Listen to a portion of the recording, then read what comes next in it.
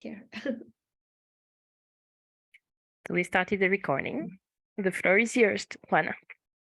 Okay, welcome everyone. So today we are here to unlock the power of circular disruption with the team, Juanita Pierre, myself, Manuel Castillo, and very soon Sasho. I don't know if I already connect. Okay.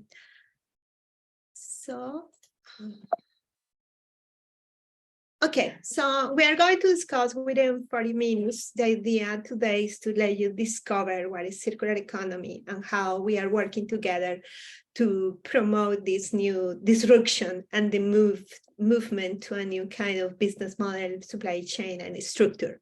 So first, we will do a short summary about our group to welcome you to join us. Then we are going to explain briefly what is this about, what is circular disruption. And then Manuel, Juanita, and Sasha, we are going to share a challenge for you to apply some of the principles and some tools to a specific case. We are going to merge these two in the live session. We did the challenge and the toolkit. Today we are merging point 3 and point 4 in one. And then we are going to move forward to what's next, and our group is amazing. So who we are? So I really like this quote for Albert Einstein because it was long time ago, but we are still challenging by changing the paradigm. So we are talking today about a linear economy, a consumption, the movies about advertising and grow. But we cannot change the world for our future generation, especially for our kids, if we keep the same mindset and the same thinking. And it's the reason why LEAD is a great level of transformation, because as we know, our motto is not just change organization, but also change the world. So what is our goal? We are linked to the Impact by LEAD group, and we are really specific, focusing in the tools and the way to transform your business, on our business, through circular economy. And what we learned from the past 2 years is that circular economy is about collaboration, and not just collaboration between a business and organization, but collaboration is what we call a system, an ecosystem on different players working towards delivering a service or delivering a product. So we are still not sure for the moment. We call ourselves our think tanks. So a community of people who want to learn, of people who want to do, or just people who want to reflect on how to transform this business model. As we need different people from different backgrounds and different industries, it's really important to make this club bigger and stronger. We are sharing resources, we are sharing the space. We did a series last year, I'm going to speak about that, when we wanted people to understand what is circular disruption and what are the key principles of this transformation. Why? Well, I don't need to repeat this because we already discussed a lot of time: greenhouse effects, biodiversity, contamination, ocean pollution. But it's not just about all these problems it has, it's how we create a model that will be sustainable and when the future generation ourselves will thrive. And this is about the mentality, as I said before. It's not just about the do, but the mindset on how we are going to transform. So last year, we started this group with Juanita, Manuel, Harpreet, Sasha, and myself. And the key objective was to leverage the power of our community and other people of expert to share what is circular economy. So we start with 8 series. They are available online. We have a website where you can go and watch the different series. First, we wanted to explain the why. Second, the how. And then we show how this was implemented in different industries, small startups of C-Loop in France, Amazon. We have a speaker from Amazon who explains how they approach circularity, and also retrofit about how we are applying this to the transport mobility industry. So I'm going to explain briefly what is circularity. So what is circular disruption? No, circular economy is not something new. Actually, I am from Colombia, and our indigenous culture are this because they reuse material, they recycle, they are at 100% used. We have traditions even in the prehistoric age when they have this animal when they were using everything and they were giving back to the nature. So it's nothing new. What happened is that the great acceleration, as most of us know, after the 50s with the Industrial Revolution from the beginning of the century, and this push for growth and industrialization, we have this acceleration that was linking not just to urban population, but energy use, consumption, and also pollution, water pollution, agriculture, and all the things that are happening. I love this graph. You can find the resources in the presentation, but you have every sector on how this really peaked after the 50s. And this is the reason why we are having look like we were really slowed down before, and now for the last 50, 70 years, we have been accelerating in terms of how we are using and polluting our planet. So this is what we call the take, make, and waste, because it was a linear model when we have to produce a lot of volume and push grow. And today we are consuming more than 100 billion tons of material. And the worst part is not what we are consuming, because we are more than 8 billion people. So we need people to eat, to grow, to have housing and everything. That's okay. The problem is that we waste over 90% of that resources. And most of those resources are not renewable. Others are renewable, but at the speed we are consuming is still not sustainable.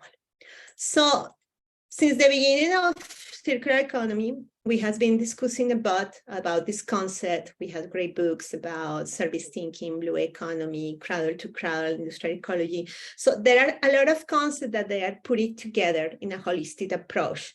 When we speak about the circular flow of materials, the business model, because it's not about doing less money, stopping grow or producing less, is about how we are going to reframe this business model and how we are going to reframe the products and the service design.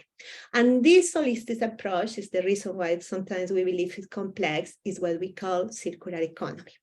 So it implies basically a restorative and regenerative system when we are not just taking this take, make, and waste approach, but we are renewing resources and putting back to the nature.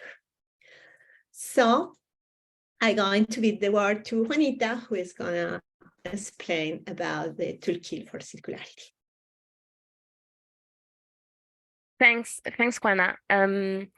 So the idea with circularity is that we need to move from this linear model that Juana explained to this circular model. And can you move to the next slide? So we have a lot of tools to help and find how we can amplify the value and how we can get into this virtuous circle. Today, we will just focus on one element of the toolkit that we call the 9R framework. And I think that will help you just think about, what are the type of activities that we can add to the business so that we can close the loop, right? So let's focus on that. And during the series, you will see all of the other tools that can be used. So from the 9R framework, the first thing is that you need to reduce, right? You need to find ways to reduce your consumption so that you put less pressure on the extraction of resources. You need to redesign, so rethink the product that you are using to figure out, okay, what are the type of material that you need to use, or so that, when you get to the end of life, they don't pollute as much, right? Or so that they can be biodegradable, or how can you redesign it so that you don't have to use so much energy, these kind of things. There is also something else, which is repair. Repairing is how can you design your product so that they are easier to repair. There was last year a lot of controversy again regarding the Apple, right? Apple during several years, they had built their computers in a way so that it would be hard to repair them. And just like last year, there was a big law in Europe where they had to make a change so that they could help people actually repair by themselves their thing. So there was a question about whether the 9R is a known concept. If you go, you can find a lot of versions. You have the 6R, you have the 3R, the 5R. So sometimes there is a 9R, but you can find the 9R with different R actually. This is the one that we found most useful, and that's why we are presenting it here. Then you have reuse, the idea that at the end of life, you may be able to use your product in a different way, or somebody may be interested in using it. So it's also about thinking about reselling second-hand product. It's also that's one of the things, for instance. Repurpose. So when I'm thinking about, this is a yogurt pot. I'm reusing it so that I can use it to hold my pencils. So this is one way to keep it longer in the loop. Refurbishing and remanufacturing are two ways to actually rebuild the product. You're reusing our old parts and creating a new product at the end. Recyclings, we all know about recycling. Very often people just think about recycling and the only way for circular economy, but as you can see, there are other strategies as well. And rot, it's about regeneration. It's about finding things that can be biodegradable and that can become a nutrient for another process. So these are the 9R framework, and in the challenge that you have, just keep in mind this framework to figure out, okay, what are the things that could be useful for the transformation. So let's go.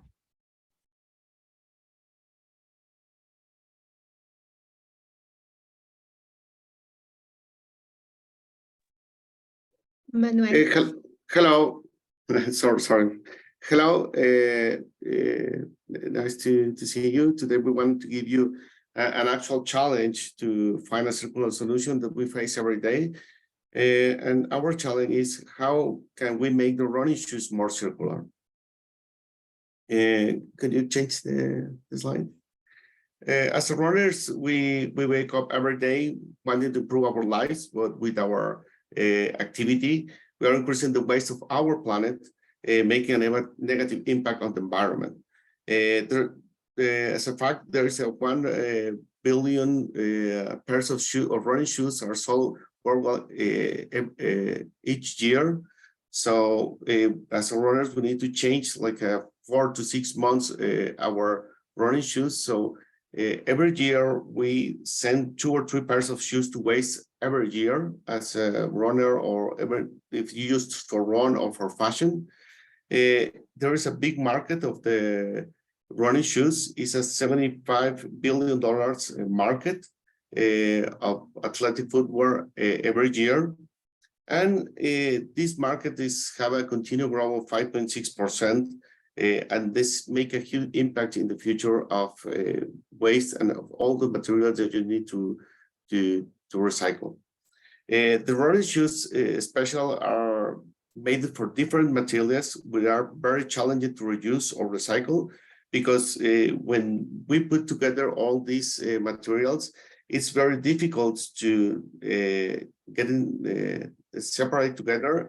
It's like, for example, the plastic bottles is very easy to recycle, but the running shoes, you need to separate these different materials. And we pass to the next slide. Our traditional linear model, we want to show you what is our traditional linear model of running shoes. Our traditional linear model starts with the structure of manufacturing running shoes.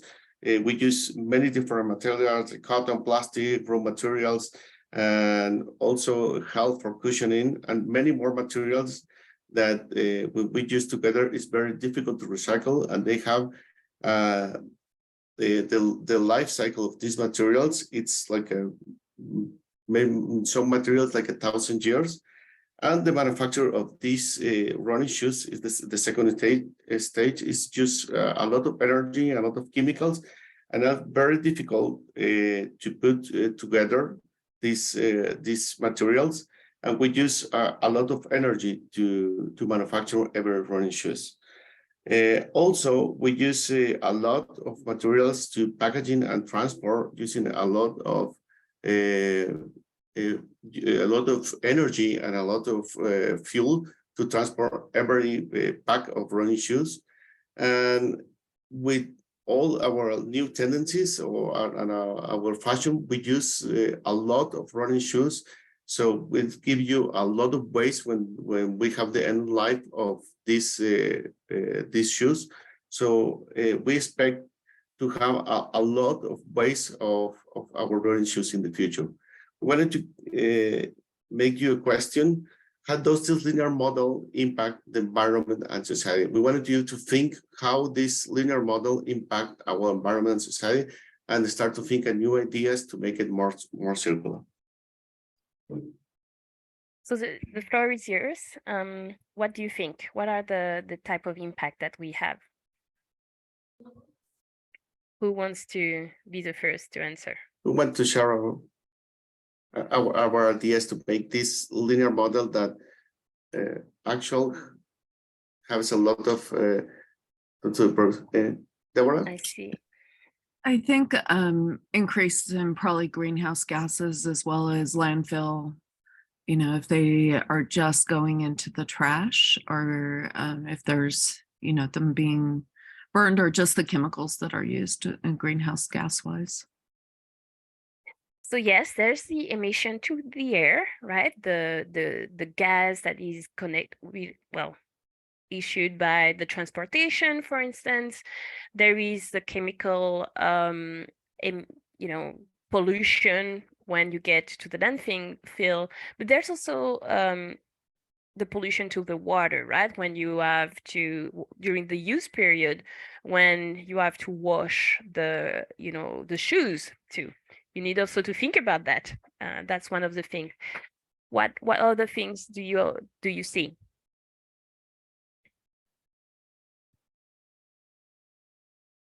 I was thinking more about like chemicals during manufacturing side of it. Oh, you know, in the business aspect of it. that is Yes. a good example too. The That more is something. fancy the shoes, the more, the more color, the more The chic, more, the more everything. I think yes, and Jen most has- special the running shoes, they use more chemicals for the cushioning or other aspects. Jen, you have a comment? You are muted, Jen. Sorry, I was trying to be quiet before. No, I was just thinking that we trust a lot in our systems, and here in Palo Alto, you know, that you separate your recycling and you think, okay, this is going to get recycled, but behind the scenes, it may not all go the way you want. So even though you as a consumer are doing a lot that you think will help with recycling, for example, maybe not shoes, but other things, the plastic particularly, it may not get fully recycled the way you think it might. And there's been videos and so on of what actually goes on at the other end, where it ends up, and so on and so forth. So you may in good conscience say, okay, I'm going to take the effort and recycle. But what actually happens at the end, it's almost like consumers need to research where this stuff ends up in their local community. I found out recently from our companies that take things that some of it just ends up in San Jose instead of in Palo Alto. So that's not the same thing, right? I would rather see some of the manufacturers redo things. Just to put in a little comment about HP, now HPE, for many years they've had a recycling program where they themselves take the thing back and break it apart and do the recycling, use some things, don't use some things. But the OEM, if you want to say the factory, takes some responsibility. I think that's a good model as well, because they know where it came from. They know what they can reuse rather than just putting it out to a third party. That's my 2 cents there. Yeah. It might be helpful to let the manufacturers do something as well, if we can trust them. And in that vein, there was a scandal because there was You know, sometimes it's very easy to buy sneakers online, and if you don't like them, you Uh-huh. don't use them, you resend them back. And Uh-huh. people often think that, they are being resold or reused, and eventually they just went back to the trash. Mhm. So, and there was quite a scandal. There was an article saying that they had put like a tracker, and they realized that they were not reused. So the companies were not putting, the effort to actually close the loop and get a new life to Yeah. these sneakers. So Yeah. yes, these are the things. Yes. I very much like that idea of the tracker, because now there are tracker. I know of the Apple ones, but there must be other ones where groups or activist groups Yes. could see where it actually ends up. That's a great idea. Hmm. So all of these things, when you go and just, produce and then discard things that could actually be reused somehow, you're adding to the pollution and in the air, in the water, and this has an eventual effect on the health of people too, right? So we sometimes forget about that, but this is a continuous problem. So the planet has boundaries, and people often think, oh, it's very easy. We follow this linear model. We just produce as much as is needed, and yeah, there's no issue. But the planet has boundaries, right? And our health, we need to take care of our health. So let's see how we can add a little bit of circularity in this model, and I will give back the so yeah, first we have to discuss Yes. about the impact. Do you want to talk about that, Manuel? Just we identify some impact in the of the running shoes that we're talking about. Our linear model make it this manufacturing process like Deborah says, release a lot amount of use a lot of chemicals and release large amounts of carbon dioxide for petroleum, and also all the plastic materials that they use. That we are talking, most of the shoes have material that's very difficult to biodegrade. Plastic glues, they don't break easily. They took like for some material like 100 or 1,000 years to degrade. And for example, in United States, 95% of people throw away 300 million pairs of shoes per year. And this is a worldwide problem. In every country, we send our running shoes to the waste. So that's a problem. It's increasing over the years.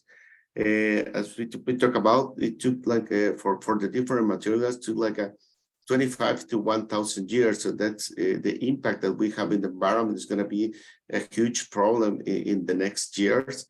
The natural materials took like 25 to 8 years, the rubber shoes 50 to 80 years, and synthetic materials that are get together in many running shoes take up to 1,000 years.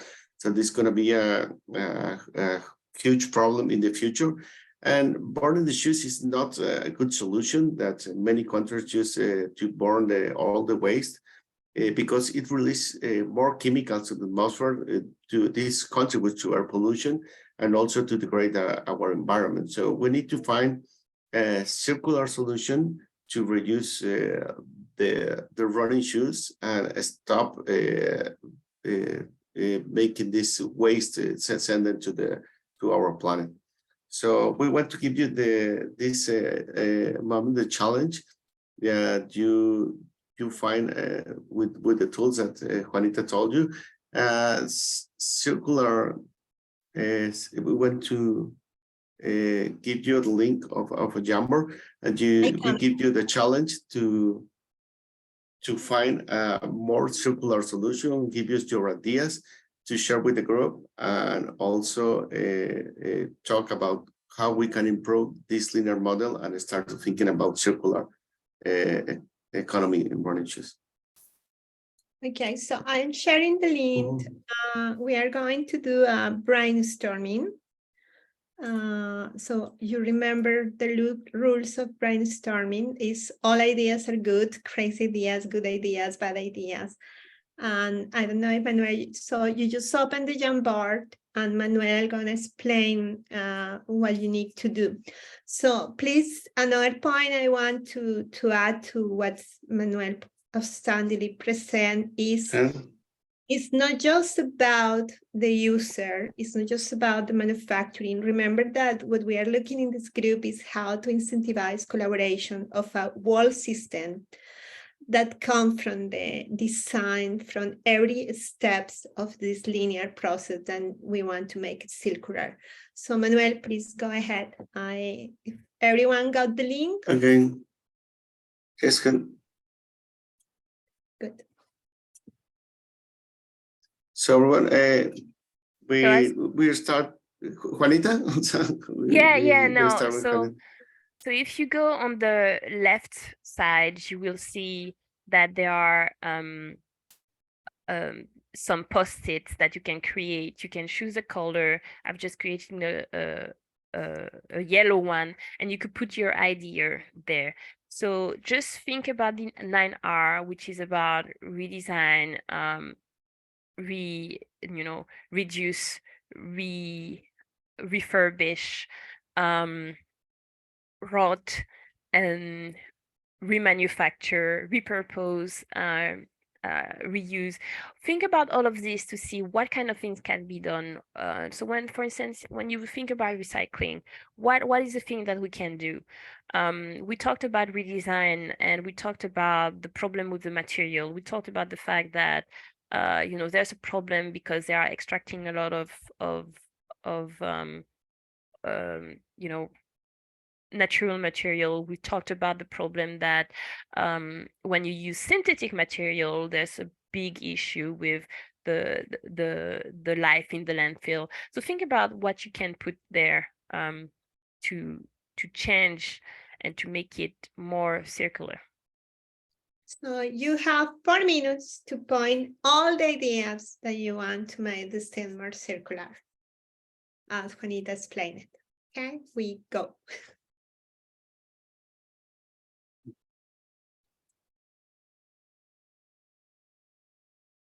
Everyone got the link? Yeah, I see people here.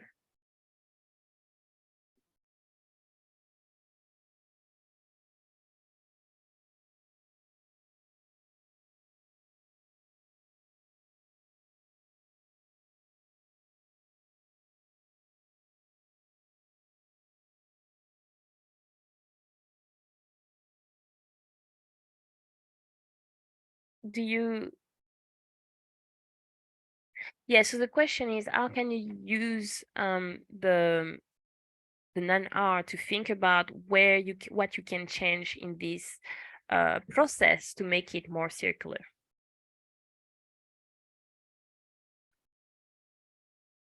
Just remember, we can make more circular in the manufacturing process, how we use, how we can give a second life to the running shoes or use. So we can make it more circular in different ways.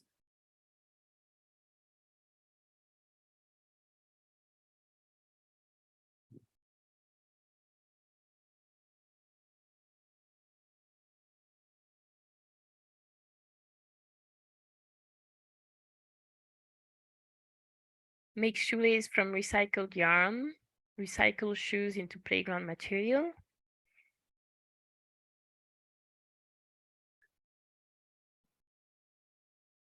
There's a rabbit here who's put 2 orange post-it. Not sure what you want to write. All ideas are good. It's just about what you will change today, whatever crazy ideas to make this more circular. So if you have an idea that doesn't match the NIR, that's just we did that in Me2We, and we have ideas from the manufacturing part, from the extraction part, the materials, how to at the end of the use and of life what we can do. I see, Deborah. I'm the rabbit thinking. So think about what are the raw materials that are needed to produce a running shoe, right? We talked about the fact that there are synthetic material that take 1,000 years right? That there are rubber shoes that take like 50 or 100 years. What kind of material should we try to use more, for instance? Is there a problem with packaging, right? Can we change the packaging? Is there a question? Need the business model that they have, because everything is also about how you can reframe the business model, how we can reframe the way consumers are acquiring the shoes. And we talked about the fact that what happens with the shoes that are just bought, tried, and never used? Should they go back to the waste, or can we do something about it? So think about all of these things that we mentioned that were issues, and see how a company can include that in their business model to actually address the question.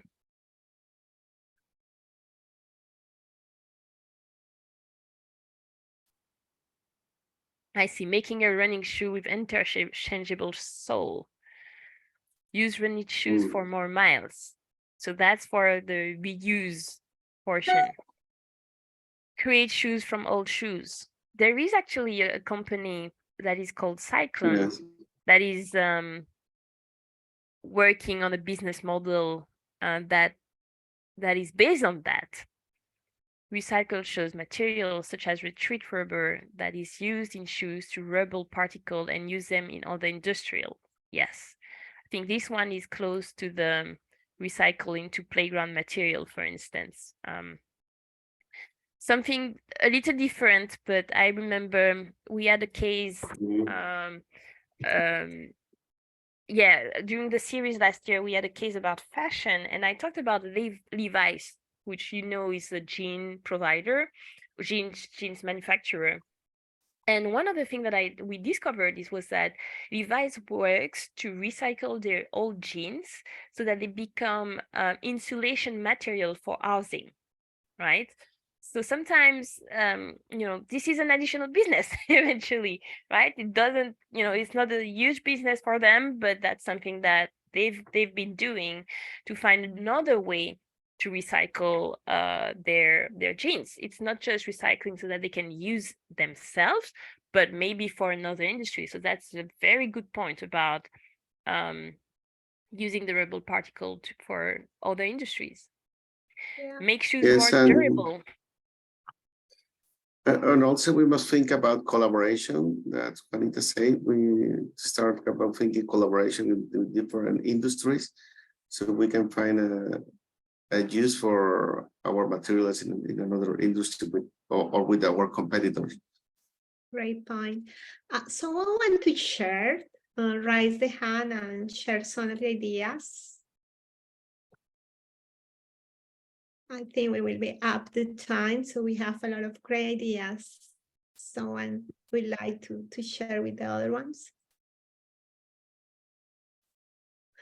I know it's Friday. No, I think one of the things that we mentioned before was that the shoes that are used just once and that are returned, a company can set up what we call the reverse logistic program, so that they can actually recapture these shoes, find them, and actually sell them second hand. Not second hands, but in that case it could be either considered reopened box, right? There are several companies, and even Amazon also has this open box market, right? So it's they sell them at a discount, but they can still recapture value on these shoes instead of just wasting them. So that would be this open box sale program, for instance, that will require to get better at recapturing these shoes and being able to remarket them. One person also mentioned during the Me Too Week that they could use more natural materials, right, to make them vegan, so that once they get to the landfill, they don't have all of these synthetic materials, and they don't waste, they don't pollute that much. Have companies encourage recycling, repurposing, or packaging and shipping material? Yes. So one of the things that people don't always know is that there have been a lot of laws and regulation that were published in Europe, in Latin America, and in many other countries to actually make companies accountable in terms of their waste, the actual waste of their product. And it's called ERP, so Extended Producer Regulation responsibility, that actually requires that the producers actually participate in programs to actually either recycle or repurpose, so that there are fewer products that actually go to the landfill. Yeah, Juana? I will be curious about the person who speak about extraction, create shoes from all shoes. If you want to comment on this one.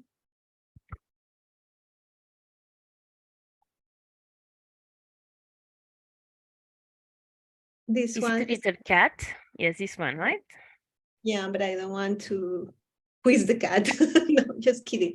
Also, it's a really interesting thing, because actually recycled shoes is very difficult, especially when they have a lot of materials, different materials. So I just wonder when the idea comes of someone else want to comment. But we have just 1 minute left for sharing. There is one question from Willow. Do you think strict laws or more tax breaks or subsidies for better process and material is more motivating? Rather than, I would not say more motivating, I would say that it's a level playing field, right? It creates a level playing field when you have laws or tax breaks that actually incentivize everyone to go in a certain direction.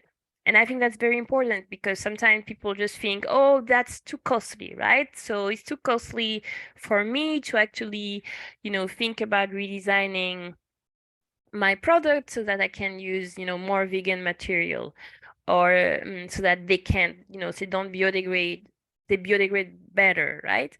And if you are forced to pay more because more of your products are going to the landfill, then you know that you will have to waste that, to spend that money in one way or another, and that it's probably better for you to actually try to see how you can put back in the circle, in the loop, in the value chain your product, so that you can probably get more profit from, refurbishing or remanufacturing the product. It's more difficult for the sneaker, but if you think about it, when you have a sneaker, the main part, the top part is usually good. The problem is the sole, right? So if you can figure out a way to get back this part that is good and just add on the sole again, and let it have a new life, then maybe you can make another profit on that. So I think that's very important. It's Yes. it's a very important tool, Willow. I want to add, Juanita, that if you have laws to make the companies responsible for their own materials, it will help that they find solutions